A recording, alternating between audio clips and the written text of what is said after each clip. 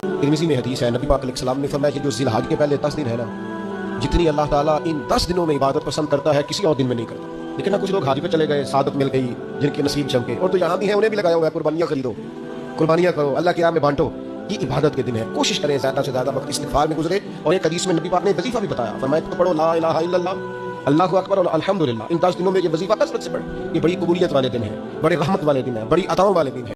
आम दिन के बाद कि ये पहले 10 दिन जुल्हज के बहुत कीमती हैं, हमारी नेकी के कामों में कोई तेजी आई, हम आम दिनों के मुकाबले में कोई ऐसा अमल करने लगे कि जो हम आम दिनों में नहीं करते थे, क्योंकि इन दिनों का अमल अल्लाह ताला को बहुत ज्यादा महबूब है। और करने के कामों में जो काम बताए गए, क्या उनमें से कुछ हमने अपने अमल में शामिल किए? अगर उसका कोई इम्पैक्ट हम पर नहीं हुआ तो गोया हमने सिर्फ मालूमात हासिल की, हमने इल्म हासिल नहीं किया। और वो जो जज़ा है और वो जो सवाब और वो जो दर्जात की बुलंदी है, अल्लाह के हाँ जो सबसे बेहतरीन दिन है, जिनमें जब बंदा अमल करता है तो अल्लाह ताला को सबसे ज्यादा महबूब है वो अमल। Meaning the best deeds done are the deeds which are done in these 10 days, और अल्लाह ताला को ये सबसे ज्यादा महबूब हैं। अब सहाबा किराम बैठे हैं और ये हदीस सुन रहे हैं, तो सहाबा ने सवाल कर ही लिया, कहते हैं क़ालू वलल जिहाद या रसूल अल्लाह, आया जिहाद भी अफजल नहीं है? तो रसूल अल्लाह ने फरमाया वलल जिहाद, कि इन 10 दिनों में जिहाद भी अगर बंदा करता है तो वो जिहाद अफजल नहीं है। लेकिन आगे रसूल अल्लाह ने एक्सेप्शन भी बता दी, फरमाते हैं सिवाय उस शख्स के जो अपने माल और अपनी जान के साथ जाता है मैदान जिहाद में और वापस कुछ लेके नहीं आता। क्या मतलब है? वो शहीद हो जाता है। तो रसूल अल्लाह यहाँ पे इंडिकेट कर रहे हैं कि जो शहीद हो जाता है उसका तो स्टेटस बहुत ऊपर है, लेकिन जो शहीद नहीं होता, जो मुजाहिद है, उस जिहाद से ज्यादा जो अमल इन 10 दिनों में किए जाते हैं अल्लाह ताला को वो ज्यादा पसंद है। अल्लाह ताला की हाँ वो ज़िल्हिज्जा, ये हज और कुर्बानी का महीना है। इस माह मुबारक की पहली तारीख से लेकर 10 तारीख को अशरे ज़िल्हिज्जा कहा जाता है। अल्लाह रब्बुल इज़्ज़त ने कुरान मुक़द्दस में अशरे ज़िल्हिज्जा की कसम याद फरमाया है, और हुज़ूर अकरम सल्लल्लाहु अलैहि वसल्लम ने फरमाया कि अल्लाह के नजदीक अशरे ज़िल्हिज्जा में इबादत करना